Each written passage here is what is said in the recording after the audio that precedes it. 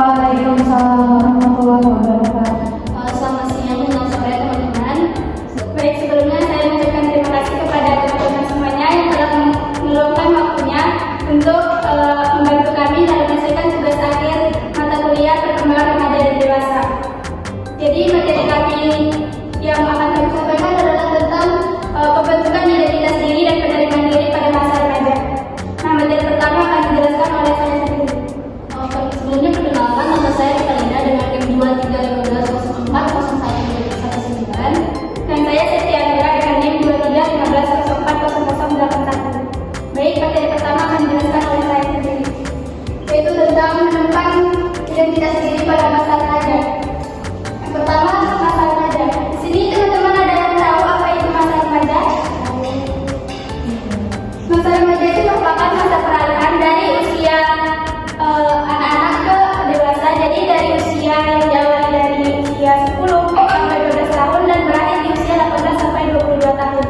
Di mana masa remaja ini mengalami banyak perubahan, misalnya perubahan pada fisik, segi kognitif, moral, dan lain sebagainya. Terus pada masa ini remaja itu juga mengalami perubahan cara berpikir, di mana cara berpikirnya itu lebih abstrak, logis, idealis, sama kritis, dan lain sebagainya. Pada masa remaja ini merupakan masa yang disebut juga dengan masa strong and stress, di mana akan ada banyak masalah dan tantangan yang akan dihadapi oleh remaja. Pada masa ini remaja juga akan mengalami kebingungan dan memiliki banyak pertanyaan, misalnya tentang siapakah saya, apa kelebihan saya, apa sih sebenarnya guna saya untuk hidup gitu. Nah, salah satu tugas perkembangan yang harus tercapai dari masa remaja ini adalah untuk mencari dan menemukan identitas diri. Nah, teman-teman di sini ada yang tahu nggak apa itu identitas? Identitas itu merupakan ciri khas atau karakter seseorang di mana dia akan bisa membedakan dirinya dengan orang lain. Terus menurut Katomo, identitas diri itu merupakan prinsip kesatuan yang membedakan dirinya dengan orang lain. Individu itu harus memutuskan siapakah diri dia sebenarnya dan bagaimana perannya dalam kehidupan nanti. Nah, identitas diri ini adalah kesadaran individu untuk menempatkan diri dan memberi arti dirinya sebagai seorang pribadi yang unik serta memiliki ciri-ciri yang berbeda dengan kelompoknya, memiliki keyakinan yang relatif stabil serta memiliki peran penting dalam konteks kehidupan masyarakat. Jadi pada masa remaja ini kita akan mencoba untuk mencari beberapa jawaban dari pertanyaan-pertanyaan yang ada di dalam pikiran kita, misalnya siapakah diri kita, apa kelebihan kita, apa kekurangan kita, terus kegiatan apa sih yang kita suka, kegiatan apa yang tidak kita suka, dan lain sebagainya. Terus di masa ini juga kita harus menentukan apa tujuan kita di masa depan. Terus identitas diri ini dapat berisi atribut fisik, keyakinan, tujuan, harapan, prinsip moral atau budaya sosial. Jadi identitas diri itu merupakan kemampuan menyadari di mana letak kelebihan kita, kekurangan, kesukaan kita, dan ketidaksukaan, mengetahui kemampuan yang kita miliki, mampu menentukan tujuan masa depan, dan mengetahui peranan diri kita dalam masyarakat. Terus ada 3 elemen pembentuk identitas diri. Yang pertama itu ada eksplorasi. Eksplorasi merupakan kegiatan mencoba-coba dari berbagai hal, pengalaman-pengalaman baru, sehingga kita bisa mengetahui di mana letak passion kita, di mana letak kekurangan, kelebihan, dan lain sebagainya. Jadi itu kita bisa belajar mengasah kemampuan atau keterampilan soft skill kita, belajar hal-hal baru. Misalnya ketika teman-teman ingin mencoba ikut organisasi atau UKM kampus, bisa dengan belajar bahasa baru, belajar bahasa asing, terus bisa juga dengan mengikuti lomba dan lain sebagainya. Jadi teman-teman itu harus mengeksplorasi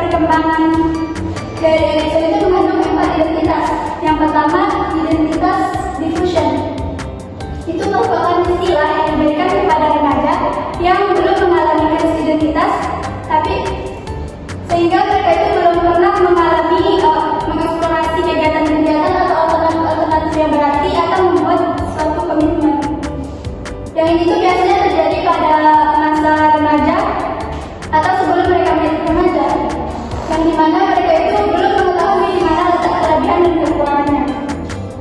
Terus yang kedua itu identity foreclosure, yaitu merupakan istilah yang digunakan pada remaja yang sudah memiliki komitmen, namun dia belum pernah mengalami krisis identitas. Terus yang ketiga ada identity moratorium, merupakan istilah yang digunakan pada remaja yang mengalami krisis identitas tapi mereka tidak memiliki komitmen sama sekali ataupun memiliki komitmen yang tidak jelas. Terus yang keempat itu ada identity achievement, merupakan istilah yang digunakan untuk remaja yang telah melewati krisis dan telah membuat komitmen. Jadi pada masa yang identity achievement itu dia sudah mengeksplorasi berbagai hal baru, jadi dia sudah mendapatkan pengetahuan dan pengalaman baru, serta dia juga sudah membuat komitmen sehingga dia itu berhasil membentuk dan melewati krisis dan telah membuat komitmen. Jadi pada masa yang identity achievement itu dia sudah mengeksplorasi berbagai hal baru, jadi dia sudah mendapatkan pengetahuan dan pengalaman baru, serta dia juga sudah membuat komitmen sehingga dia itu berhasil membentuk dan mendapatkan identitas diri yang kuat.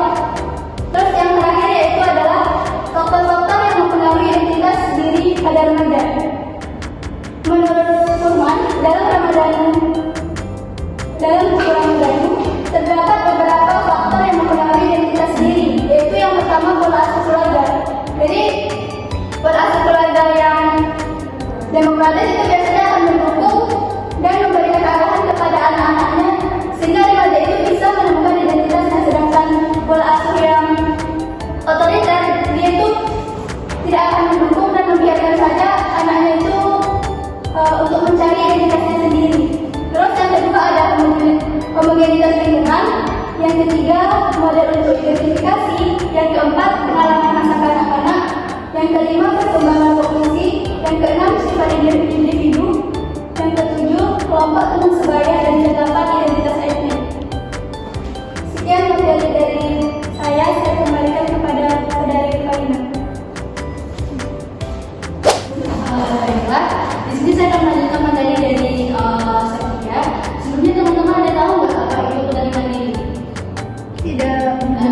Penerimaan diri itu adalah self acceptance, di mana individu itu mampu untuk mengetahui keberadaan diri sendiri. Nah, setelah mereka tahu bagaimana penerimaan diri adalah suatu sikap positif terhadap diri sendiri, di mana kita mampu dan mau mengetahui kelebihan dan kekurangan kita, sehingga kita sebagai seorang remaja itu mampu memandang masa depan kita secara positif. Nah, tanpa penerimaan diri ini kita